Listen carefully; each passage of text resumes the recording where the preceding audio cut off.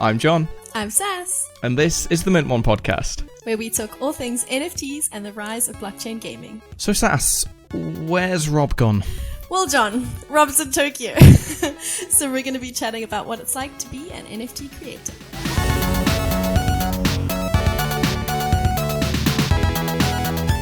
So Saskia, your debut on the podcast, because Rob is otherwise engaged, let's say. Are you nervous? You excited? How are you feeling? A little bit nervous, very excited. I've never been on a podcast, so This is new for me. But yeah, I'm excited to just have a chat. Yeah, and thankfully it's on a topic that you have a lot of experience with. Which is being an NFT creator. So do you want to talk a little bit about your NFT project and how you started it, how you got to this point? Yeah, sure. It's quite a long story. I'll try and condense it down. So I started my NFT project I think it's nearly 2 years ago. I think in April it's going to be 2 years, which is just beyond crazy, and it feels like a lifetime, but also a very short time at the same time. So basically, in short, I got a new job and my colleague was very into wax specifically, which now that I think back on it is really interesting because barely anybody I talk to knows about wax. Yeah. So he saw me doodling cats at lunchtime and he said oh, you should make some NFTs. And I was like, okay, what's an NFT? And so for the next couple of months, he explained to me what NFTs were and what blockchain was. And it took a while for me to wrap my head around it, but eventually I did. And very against what I usually do, I just made an NFT project. I don't know why I did that, but I just did. And I uploaded a few cats. And from then, I think it was just really exciting. And I used to do lots of free drops where I just did, I should probably explain what my NFT project is. It's a very simple, cute art collection on wax, and I do drops every week, every cat a day, and I release a small little cat drawing, and I release about 60 mints of each. It depends. There's different rarities, and basically it's just an art collectible project, so people have fun collecting them and completing their collections as collectors do. So yeah.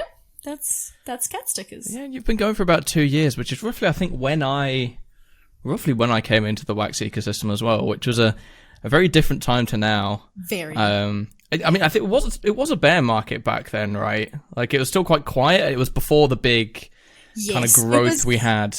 I'd say it was quite a few months before that because I had time to settle in. It was quite quiet. And then all of a sudden, things started ramping up. And that was kind of December, November last year. Do you think it was easier for you to kind of get started in a time where it was quiet and you could just get to know all the core people before all the craziness happened? Exactly. I look back and I think it was probably the best time I could have started my collection. Because it was I feel there were quite a few people joining, but very casually. And everyone was just kind of exploring the space and getting to know everyone and all the other collections. And there were quite a few collections actually starting the same time as mine. I remember Mikey and I literally started weeks apart from each other, which was really cool. Yeah. Very interesting. No, it was cool to definitely around that few month period we had where you started, Mikey started. I remember Creek, who Crypto Mooney started, Stuck at 6 p.m. came into the community. I started doing NFT Insider. It's crazy to see how many of those people are still around and still contributing to this ecosystem we have. Yeah, lots of people have either projects have evolved and changed and grown, or most of them have kind of gone away, which is understandable. It's quite a hectic space to be in, and especially when it's not doing so well, it's not fun. But yeah. Yeah, it can be very full on for sure, and there's a lot of commitment required. I think that conveniently gets onto, I guess, what my first real question would be, which is, why did you start? What was the goal of, or what is the goal, I suppose, of cat stickers? That's a very good question, and something I think about often. When I started it, it was kind of what is NFTs? What is the blockchain? you know, what is this new technology? I don't want to be an old granny, like being like, oh, I'm so scared of the blockchain. Like when my kids come and be like, oh, look at this NFT I bought. And I'm going to be like, ah. So I think for me, it was all about educating myself. And I think another big part of it was how excited I was to have a way to sell my art, because I come from South Africa, which is a known fact. Everybody knows that in this space. All the way at the bottom of Africa.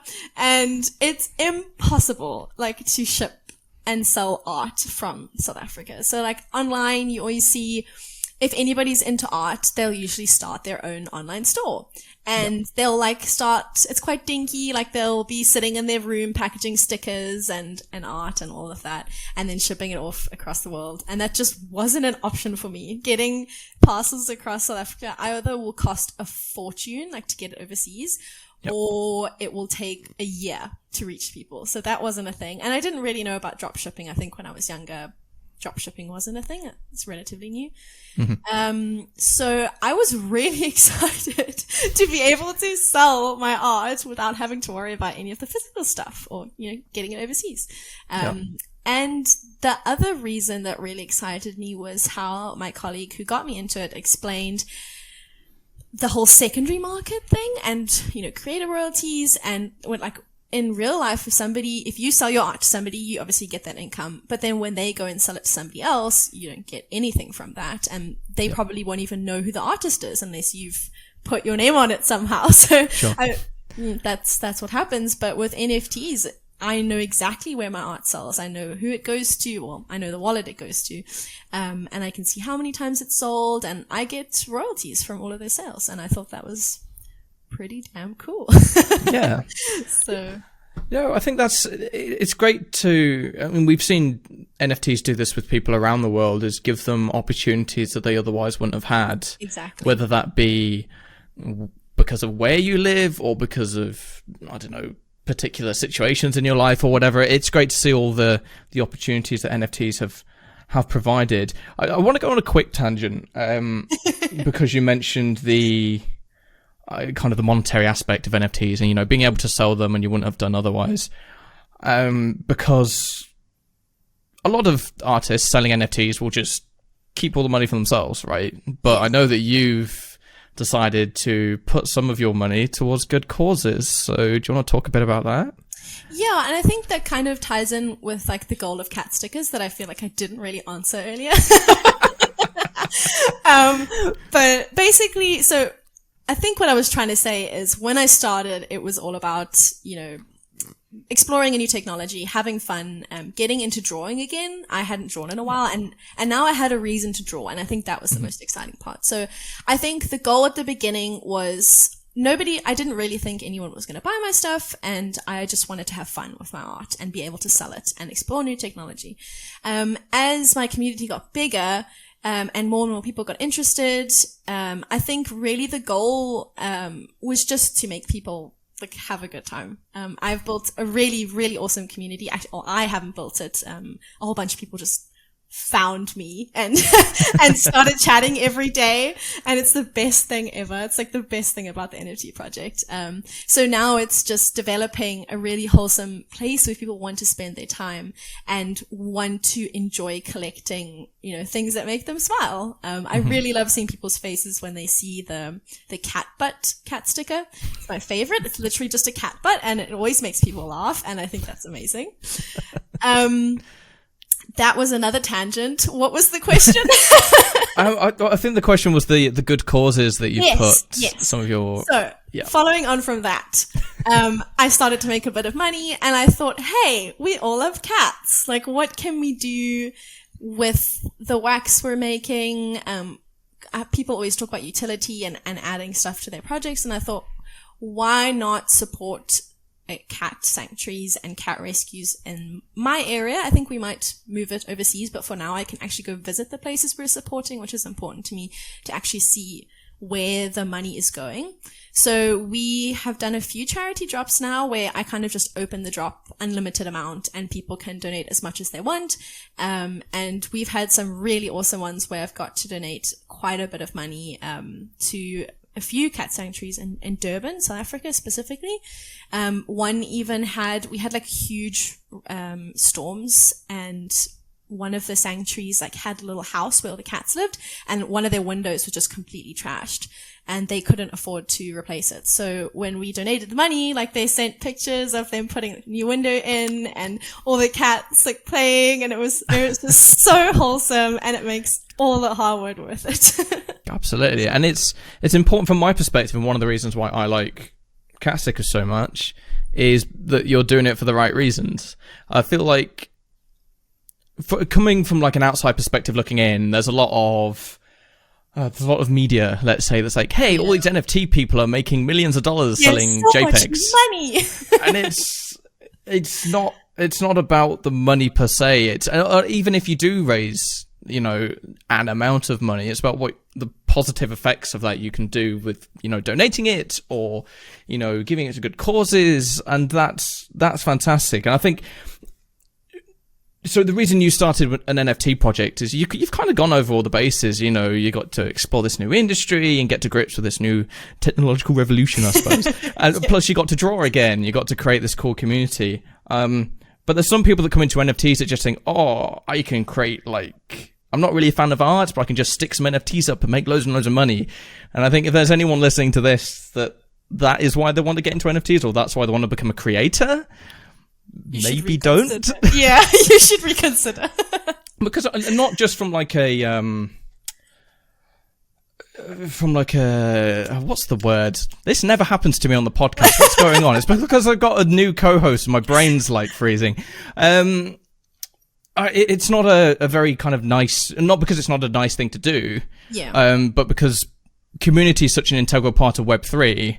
And I think if you are in it for the wrong reasons, you get found out pretty quickly. I was about to say, they'll figure it out and they'll call you out on it. And I think that's just a general, like, business, anything to do with business and brand. I mean, I studied branding, and one of the major things was, you know, you need to find your why. And if it's just to make money, you should not, just don't even continue. Just stop right there. Yeah. Yeah, I think there's always got to be a bigger purpose, whether that is charity, whether that's bringing people together, whether that's, you know, creating joy and happiness. I suppose Cat Stickers covers all three of those. But there has to be a more intrinsic reason for people to care about you and what you're doing and the little community that you're creating. Speaking of community, as I said, it's a large part of Web3. I believe this is the case, you started Cat Stickers and then a community formed around it, right? Like you didn't really have much of a following before you started it. Because of how intrinsic Twitter is to the NFT space, there's a lot of people that kind of become semi-well-known or create a following just through typing their thoughts on the industry and then move into becoming a creator.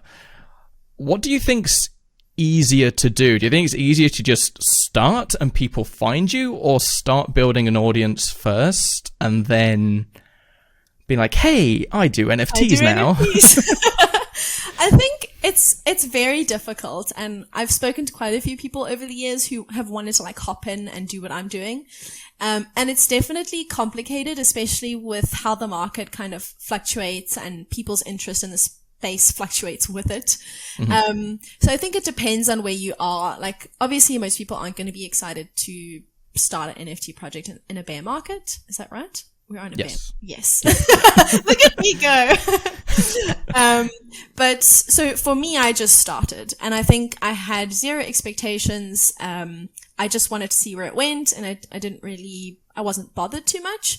I think if I were to start now, I mean, you'd probably be bothered a bit. You'd probably be quite worried about where you're going to go. And, you don't want to start something with the idea of it, like, not working out, you know? Yeah. Well, I think it's an important point to make there that it's important to come in with no or very little expectation. Yes. Let's say. And if one of your goals, like yours was, is to learn, then no matter if you sell 100 or if you sell 2, you've learned something, and you can look at it and be like, that's been a worthwhile experience. Rather than thinking, oh my God, I've not made 100K. I'm a failure. Like it's just the wrong way of looking at it. So, I mean, I started mine exactly like that. Like I didn't really mind where it went. I was just having fun. And whatever happened after that has just been a big surprise and such a blessing I didn't see coming. So that's, for me, it makes it hard to say like, oh, you should do this or this, because I started so differently to everybody else. Yeah. I mean, most people would want to start. Like if you wanted to see if a business venture was worthwhile, you would want to see if there's interest first. So I would say definitely put feelers out there in the beginning. Start tweeting and talking about it and build up a little bit of a community and see if there is a demand for what you want to do. And then start. But I also just say go for it. Most people that want to start something, if you don't start right away, you generally won't. You'll come up with all these reasons why you should delay it and not go for it. So for me, that was one of the biggest things. I went for it, and whatever happened. And that was one of the best parts. I think that's one of the best pieces of advice that a lot of people that have started projects in Web3 have, which is to just start. Like if I'd sat and planned NFT Insider for 3 months, I wouldn't be where I am now. Exactly. And I think you just need to start and then just figure it out as you go along, really. Yeah. Like, I mean, just from the NFT Insider point of view, I just made some posts on Instagram, and then I was like, I should do a bit more with this. And a bit more of this, and then it just grew and got larger and larger and larger. And I think the same with cat stickers in a sense. It's like, hey, let's just do some cute little pictures and sell them. And then you got, people like these, and I've got a community, and now I can help, cat sanctuaries and things, and it just becomes a much bigger thing than the original. Yeah, it's like snowballs, and you can't really predict where it's going to go. So if you're trying to plan it out in the beginning, I think planning is good, but not to the point where you won't start, and you cannot predict what's going to happen. I never would have predicted what had happened with cat stickers. So if I was waiting around for that, I never would have started. Yeah, especially in Web3, that's such a fast moving space where things can change, not just day to day, but hour to hour. Like you've just got to be, flexible, and you got to be prepared for pretty much anything in this space. Just take it as you go. Yeah, but it's more so than any other industry I can think of. Like I used to work in a very slow industry, which is like print media. Print media is like, it's not changed for like 100 and something years. But in the NFT space, things can change literally from hour to hour. I think Twitter is one of the most vital tools in Web3 for that, just to keep on the pulse of what's going on, really. Not just in your community or the community around the blockchain that you're in, but the wider space as well. Like, I don't want to mention FTX again, but here we go. I've done it on the last 4 episodes, but there we go. So much of that situation, or so much of the news around it, broke over Twitter. Exactly. Like, it wasn't broken by the New York Times or the Wall Street Journal. It was one guy on Twitter being like, hey, this looks dodgy. Or, I found this out, and I found this out, and I found this out. And it's everyone joining in. Yeah. Yeah. So I think for everyone in the Web3 space, whether you're a creator or not, I think at the very least, being able to see those conversations on Twitter and Discord and things is super, super important. Yeah. When I started, I was all over Twitter. I realized that's where everybody was, where the NFT space was. And then only after like quite a few months that I moved to Discord, and now Discord is like, I feel like Discord's the second home of NFTs, I feel. Yeah, but Twitter definitely. I think Twitter's good for reach. It's good for getting your it's good for welcoming people in, I suppose. Yes, and then to have that kind of intimate relationship with your community, nothing really beats Discord. Yeah. You can actually be in there and you can be open and speak to. It's like your little bubble as well, where you can control, or relatively control, what's happening. Yeah, but it's cool to have that, as I said, that intimate space where you can chat to your community, and it's kind of a walled garden, I suppose, because it is a Discord server that you have to click a link and then join. It's not something that's public per se. Yeah. But it's nice to have that accessibility as well from a collector's point of view. Like, hey, if I want to speak to this creator, I just jump in their Discord and, oh, look, they're there and they've been talking to their community today. And that's a part of Web3 in general that I don't think really applies to any other space. Yes. Let's say. Yeah. So I think a big question for a lot of creators, or budding creators, let's say, is what platform they should go to, what blockchain they should start on, how do they even mint an NFT? Obviously, that changes from chain to chain. You found yourself in Wax, kind of, I wouldn't say by chance, but, you know, you had a work colleague that knew a lot about Wax, so that was kind of your route in.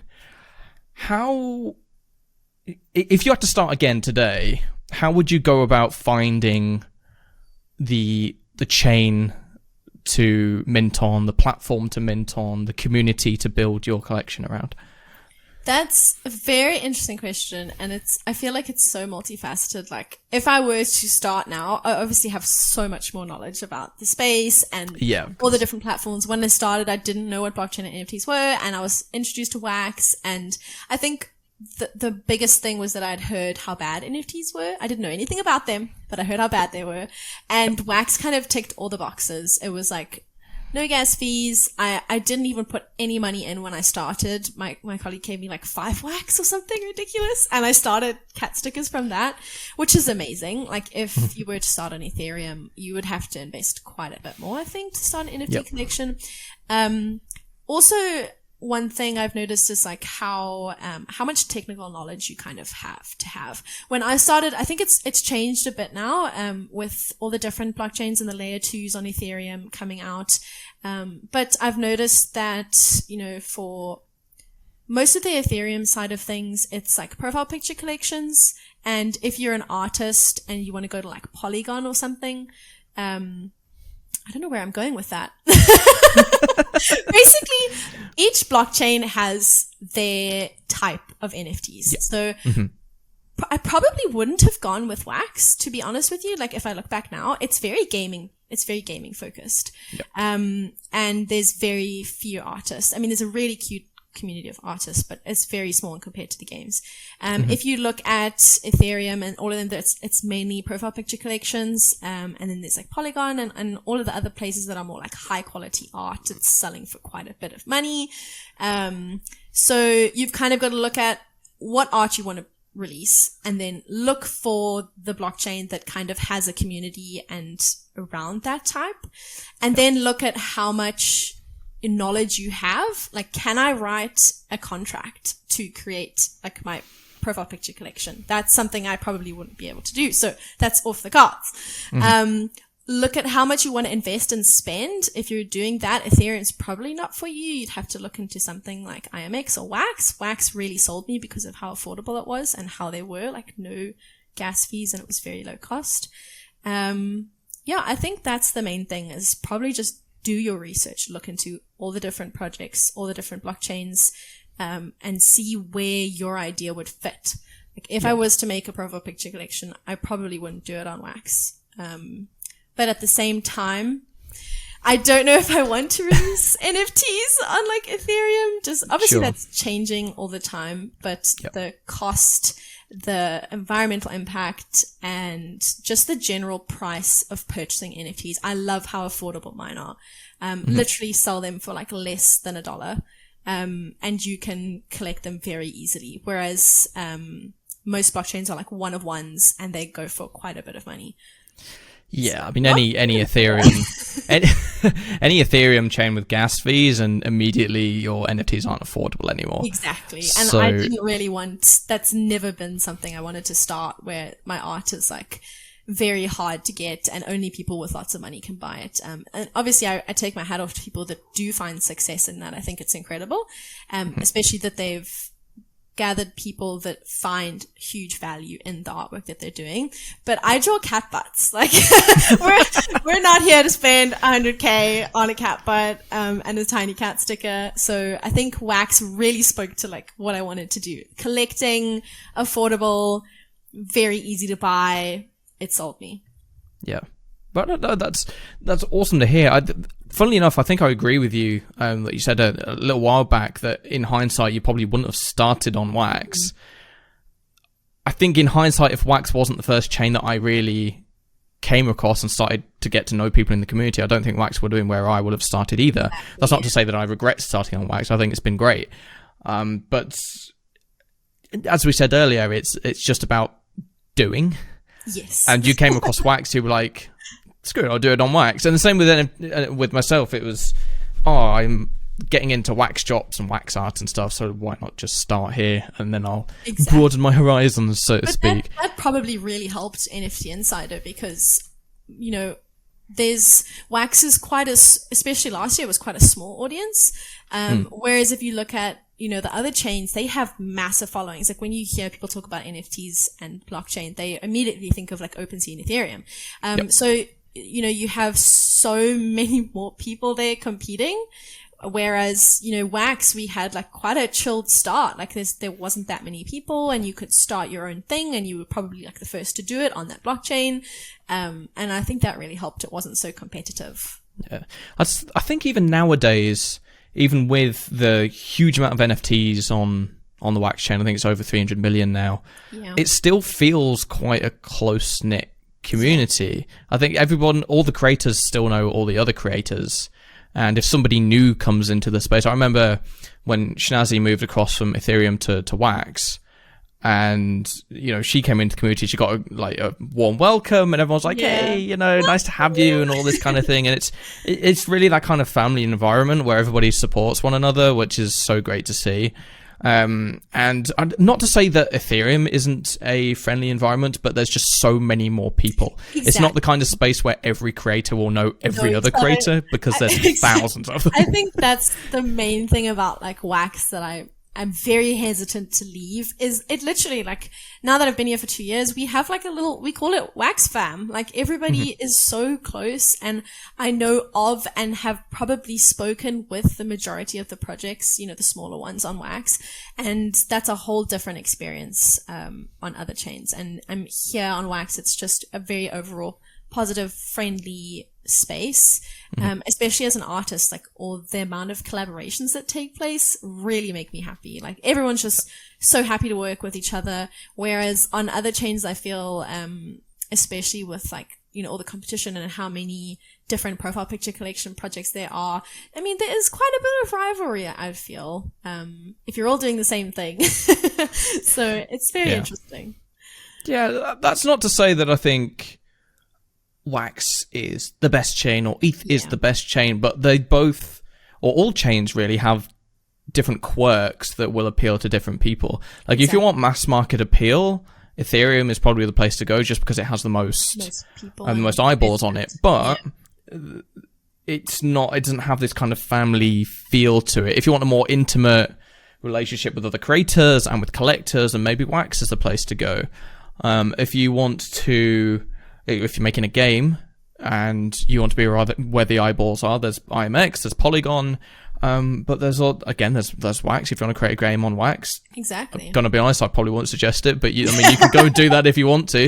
Exactly. Then of course you've got Solana, you've got BNB, you've got Flow, you've got all these chains where there's just so much option out there. But it's not. They all have niches in different ways, and it's cool to just try and find what those are and just explore and go find out different things. I think one thing that I've tried to emphasize for the last few months on my social media is if you've been in the space for a while and you only know one chain, go and discover other chains. Like, you don't need to go buy any NFTs, but just jump into some Discords and just get to know what the community's like. And is it different to what you know? Is it the same? Do you like it? Do you not like it? It's just about, you know, broadening your horizons once you've been here for a while. I mean, you'll never know everything in the space. Yeah. But, I mean, there's so much out there that you can learn just for free. And learning, or the majority of learning in Web3 is just Twitter and Discord. Yes. So... yeah, that's something I really want to get started in doing is like looking up other artists that are kind of similar to me and seeing where they are in blockchain and Web3 and just experiencing, you know, the different blockchains. Because, you know, I don't know where I'm going to be in 2-3 years. I don't know where blockchain's going to be. I don't know where Wax is going to be. So definitely just, you know, broadening my horizons would be a good idea. I mean, that's where kind of knowledge is power well, anywhere really, but Web3 in particular. I mean, as I say, you never know what's going to happen, but the more people you know, the more chains that you know a little bit about, you can feel a bit more it makes you, you feel a bit more comfortable and should I don't know, should Wax collapse tomorrow, you'll at least know a bit about another chain or about other artists. Somewhat of a backup plan. yeah. It just makes the future a little less scary. Yes. Put it that way. Yeah. For creators coming into the space, Web3 is a very different ball game to Web 2. Whereas obviously data was a big thing in Web 2. It's just all about acquiring people's data, selling it on. You know, of course, Facebook was the big culprit for this.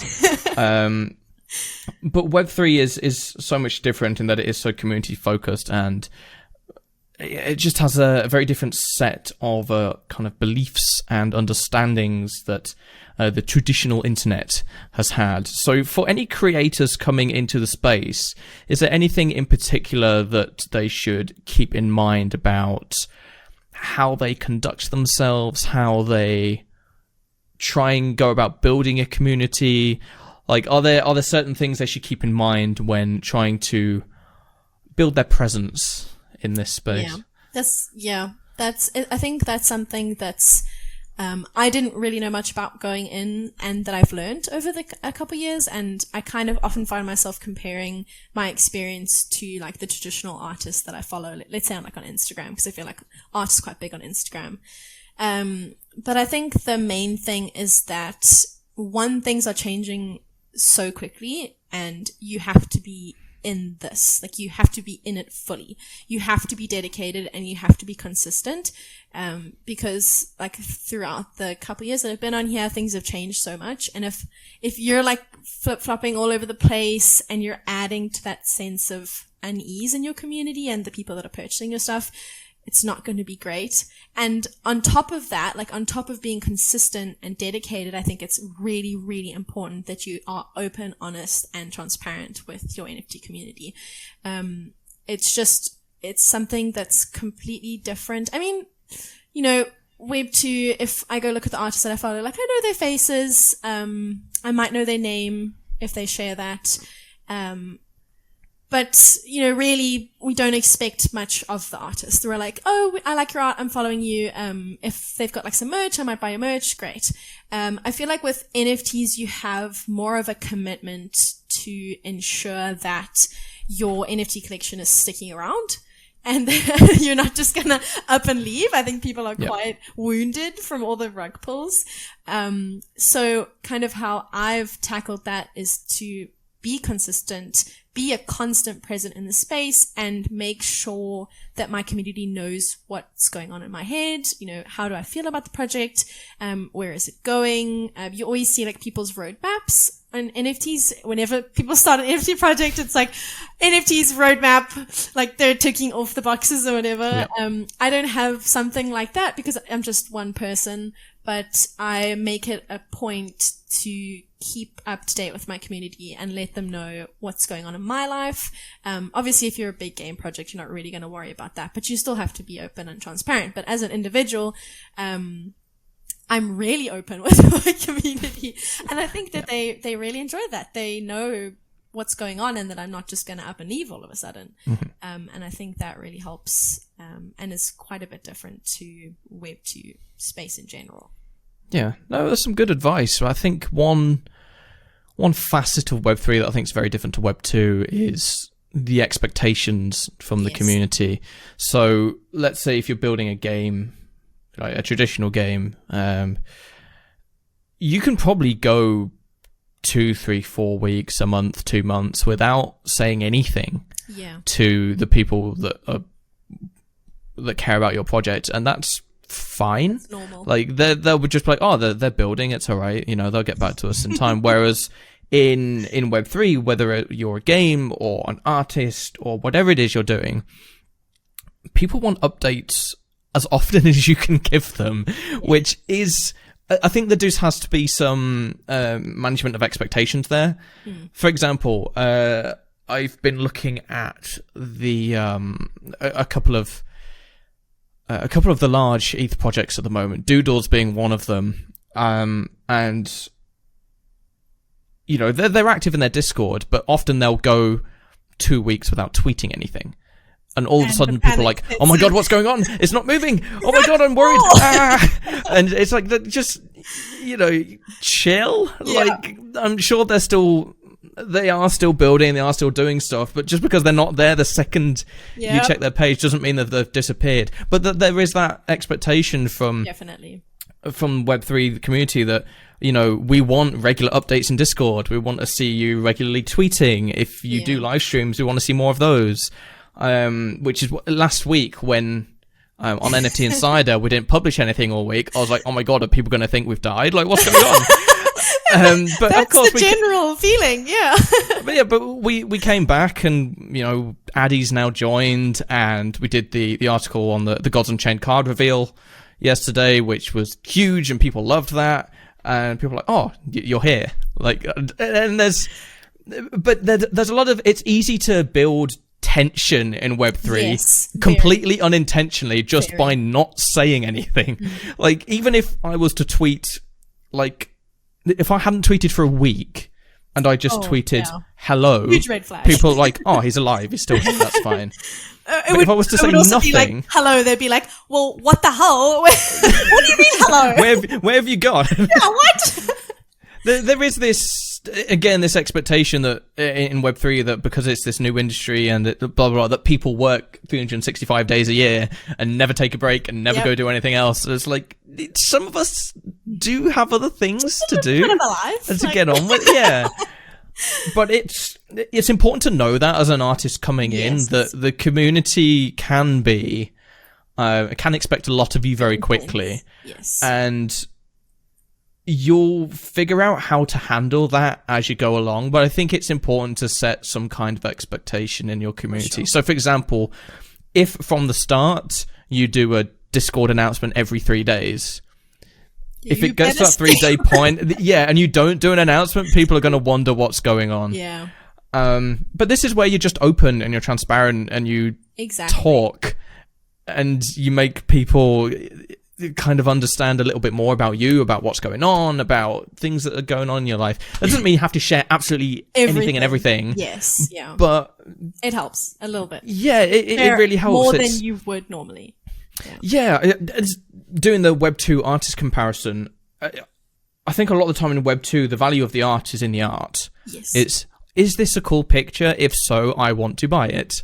Whereas in Web3, the value is, I want to say the art's still important, but I think there's less value on the art and more on the person that made it. Yes. It's like, I've got a piece from this guy. Yes. And I'm a fan of their work, and I like them as people, not just what they make. Exactly. Yeah. Like in Web 2, as you said, like you might see you come across artists and you really like them, like, oh, I want to put that on my wall. You buy their art. And you might never buy from them again. You might never look at them again. It's kind of just very face value. I like their art. But as you said, in Web3, you kind of get to know the person. It's very easy to develop relationships with them over like Discord and Twitter. And I feel like people get a lot more invested in NFT communities and being within the community. And possibly it's because like you've invested, I mean, not with cat stickers, maybe a little bit, but like if you've invested quite a bit of money in it, you're not going to just step back and be like, oh, that was fun and walk away. You're going to want to keep up to date with them. And, I feel like there's a lot of emphasis on the communities around NFT projects. And once you get into an NFT project, you kind of like go full into it, and get to know the people, develop relationships. And now you have this weird relationship with an NFT project and the creator.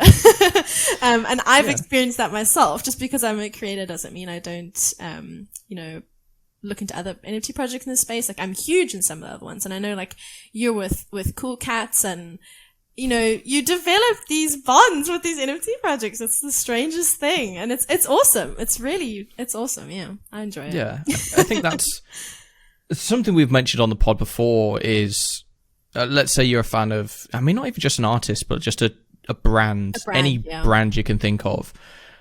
There might be 10 million people that buy from that brand, but you won't necessarily know any of them or be able to contact any of them or really necessarily care. Yeah, why should I Whereas as Web3, it's all about having that ability to reach out to people that like the same creator, collect from the same creator, reach out to the creator themselves if you want to. Like, that possibility's there if you just jump into the Twitter or the Discord or wherever it is and just strike up a conversation. I mean, there's obviously you became a part of NFT Insider about 10 months ago. I would have had no idea who you were if I didn't collect NFTs on Wax and had come across your work and seen you in Twitter and Discord. And also, we just had Addy join us, who's someone I've known in the community for probably about a year and a half, about the same sort of length. And just the whole Atomic Cub family, I suppose, we have now, which is about 50 people. So many of them. There are a few that have come from outside because they've got specialist knowledge, blah, blah, blah. But the vast majority of them are people that have come from the community. Yes. That, just started out as someone that liked Wax NFTs or started their own collection and have kind of just found their way to us. Yeah. And, It's pretty I mean, if you told me 3 years ago I'd be doing what I'm doing now, I don't think I would have believed you. I also probably would the same have for laughed. yourself. Yeah. Like, literally, if somebody had said to me, like, oh, you're going to be making NFTs and you're going to work for a Web3 company, like, creating content, I would have been like, excuse you? Like, what?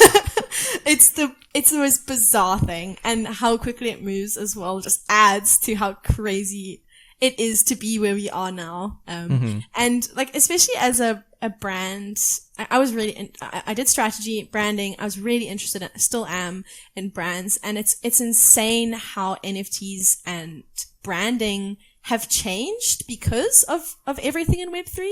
Like, as you said, if you had a brand and you sold stuff, that was kind of it. And you did like traditional marketing. You pushed to an audience you didn't really know. I mean, you could try to do a bit of research and figure out a bit more about them, but it wasn't personal on any level.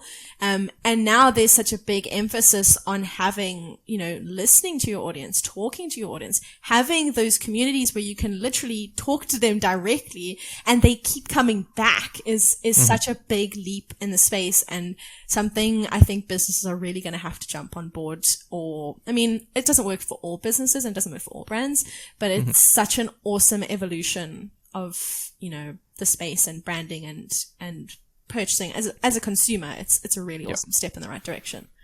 Oh, for sure. I can remember back when I did my degree and we were talking about market research and my ideal customer is they're 35 and they're male and they like these things and they go to these places and they have this much disposable income. And of course, there's a bit of that in Web3. There's going to be certain projects that appeal to certain people, certain age ranges, blah, blah, blah. But it's much more about what those people value and how, not just, how much money can they give me or how valuable are they in terms of like a monetary sense. How can I sell to them? It's more like, how can I attract people that have the same values and beliefs and that would form a nice community? Like, how can I build a group of people that all have the same kind of ideals and ways they think about the world, kind of thing, which I think is more valuable in a traditional sense than just being like, I want this set of people. It's no, I want to build a group of people and they all get to know each other and they all get to talk to me and I get to talk to them and we can learn from each other and we can grow and we can see where it goes from here. It's an incredible evolution, and it's something like I'm so grateful for with my community, is that somehow what I was doing attracted a certain type of person. I don't know if it was the cats or me or something.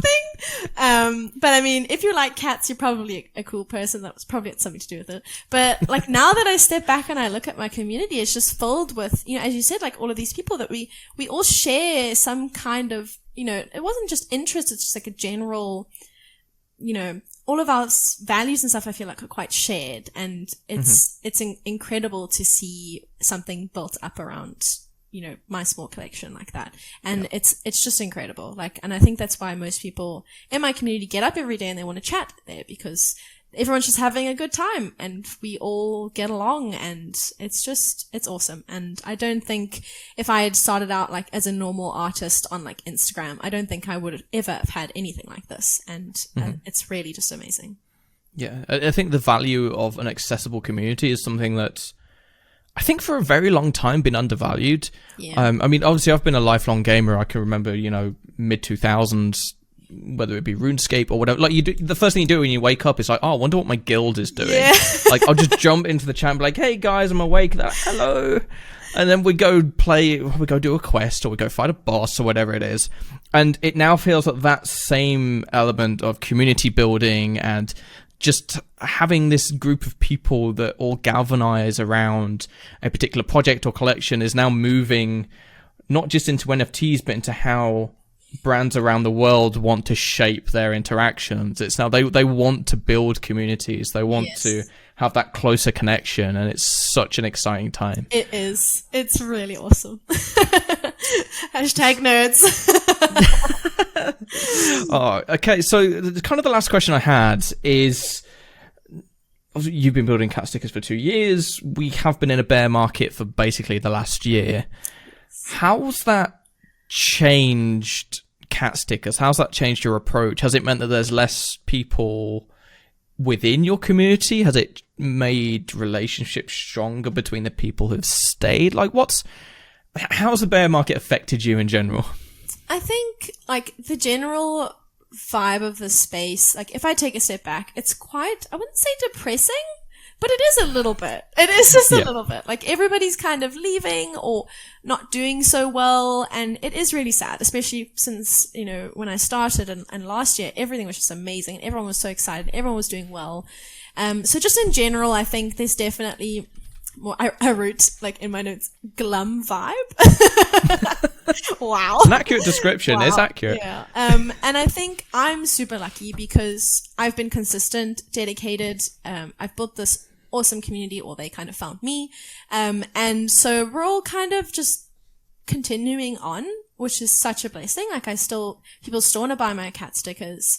I've still got most of the people that I started with, that are still interested in, being in my community.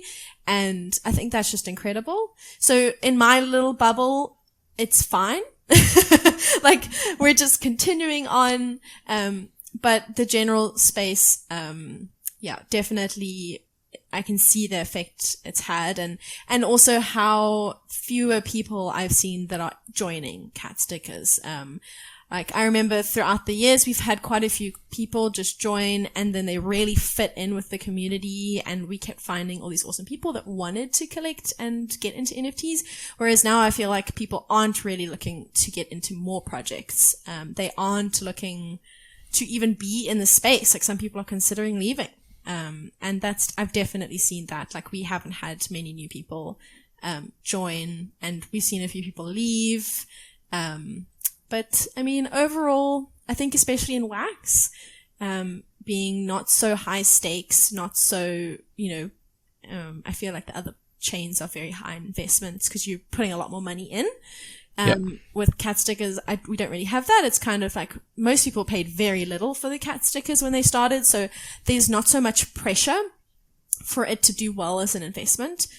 So I think people are just there for a good time, really, which is really awesome to see, and a lot less pressure on me. And I feel like a lot of artists and collections are feeling a lot of pressure at the moment, especially. I think that's one of the positives about building a collection on wax in particular is because of how low cost it is. Yes. That, the monetary factor is much less of a reason for people to stay or leave.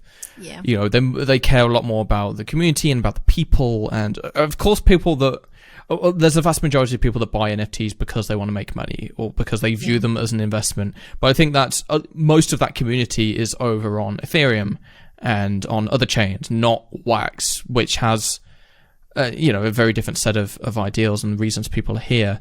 I mean, I'm not going to lie, looking at the graph on CoinMarketCap at how much wax has fallen in the past year is depressing. I was, without getting too much into exactly how much holdings I had, but I was looking at a point November last year where it was like, if I wanted to, I could just outright buy a house. Like, not mortgage, just be like, I want this house. And now, with the exact same amount of wax, basically, it's like, I could buy... what could I buy? That's a good question. A guitar, maybe? Like, I don't know. Like, obviously, but that's...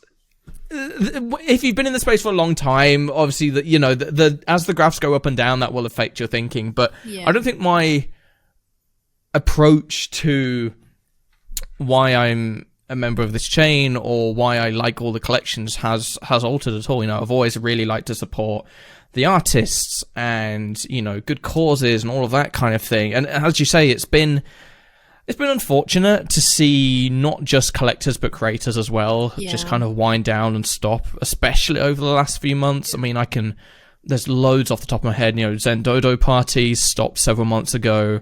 Realms of Arcovia stopped completely. Like, you don't want to put all your time understand. into something. Like, when I tell people what I'm doing, they laugh because, I mean, at the moment I'm not making a lot of money. And I mean, if any, and, lots of people were in this to, create a livelihood for themselves. And it's really sad to see people aren't able to do that and continue. But like specifically with Wax, I think what softened the blow of, everything going down was that we were all there together and we have all these close-knit relationships and all these really awesome communities. And I think that's what makes people stick around more than they would. Which is amazing. I certainly think that during this, the people that stick around in a bear market, I know this gets said a lot on Twitter and it's a bit cliche, but I do think it's true. The people that stick around in the bear market and persist with their relationships with other people, with other creators, etc., once a bull market comes back, you're going to be very grateful to have stuck around and to have made those relationships and to have stuck with these groups of people. I mean, it's the bars can't always go up. There can't always be green candles. That's not the way the world works. There has to be crashes. There has to be down times. There has to be unfortunate periods where creators leave and collectors leave and everything kind of gets a bit smaller. But there will be times again where things grow and there's more positivity and happiness in general. We stuck around. Absolutely. Well, I think there's been a pretty good overview of both kind of your journey as a creator and why, if anyone listening is thinking about being a creator, why they should give it a shot. I think it depends how demanding you want to take it or how much pressure you want to put on yourself. If you want to become, the next big, huge NFT artist, cool, but I temper your expectations a bit. Yes. I think the best way to come into it is just like, hey, I want to learn, I want to have fun, I want to get what this thing is all about. And any success I get out of the other side of that, that's just an added bonus. Exactly. But I think for anyone that's in the space and has only been a collector up to this point, I think I would suggest, even just for a little while, just try be a creator, whether it's for like a week, a month, 2 months, because you gain so much more of an understanding of the technology, of the industry, of the space that you're in. And I think, I can't speak for you, of course, but personally, I think blockchain tech and NFTs and Web3 has such a big future ahead of it that the more knowledge I gain now, the better off I'll be in future. Completely agree, which is why I started. I didn't want to, I mean, blockchain and crypto and all of that, like the technology, I really love everything and the reasoning behind it. And, everyone always says we're such early days. I'm very excited to see where it goes. And it could all crash and burn. We might not, if every country in the world is like, no more blockchain, gone, like it could all go up in flames. But in case that doesn't happen, like in case it does go forward, which is where it looks like it's going, I don't want to be left behind in the dust. And I always say that to people, like, I don't care if you're not going to, you don't have to make NFTs, you don't have to buy crypto, you don't have to buy any NFTs, just educate yourself. So that when people say like, oh, NFTs, you're not like, huh? Just educate yourself, look into it, just dip your toes into it so you're not left behind in the dust. And I think that's the best advice I can give to anyone. Awesome. I wholeheartedly agree. Well, hey, that has been episode 48 of the Mint One podcast. We're now at the outro, which I don't think it's going to go any better than when me and Rob usually do it, because I don't know if you've heard it before, but it doesn't usually go too well. Oh dear. So let's give this a go. Saskia, where can people find you? Where can people find Cat Stickers? best place is Twitter. It's Catstickers NFT on Twitter. And then from there, definitely join my Discord. It's the best part about cat stickers, in my opinion. And we also have a website, catstickersnft.com. Yep, I think that's it. Perfect. And of course, for myself, it's NFT Insider. Well, I guess for both of us, actually, it's NFTinsider.io for the latest NFT news. At NFTinsider_IO on Twitter and Instagram, and CoinMarketCap community, and I think TikTok and a few other places. Everywhere. We might not have content on all of those platforms, but you can go and find us and follow us anyway. And then for me personally, it's at Hydropowered, HYDROPWRD, on pretty much everything you can think of, including Be Real now, if anyone is if anyone's interested in seeing me sit in front of my desk 7 days a week. Same. Yeah, there we go. Thank you very much for watching. If you want to keep up with the Mint One podcast, you can follow us on Twitter at Mint1Pod. If you're watching on YouTube, like and subscribe would be amazing. And Spotify and Apple Podcasts, a 5-star podcast review would be great. And hey, if you found this interesting, then share it around. You know, get some more people into this pod. It's a cool little community we're building. So yeah, there we go. Thank you very much for watching, everybody, and I will see you next week. Bye.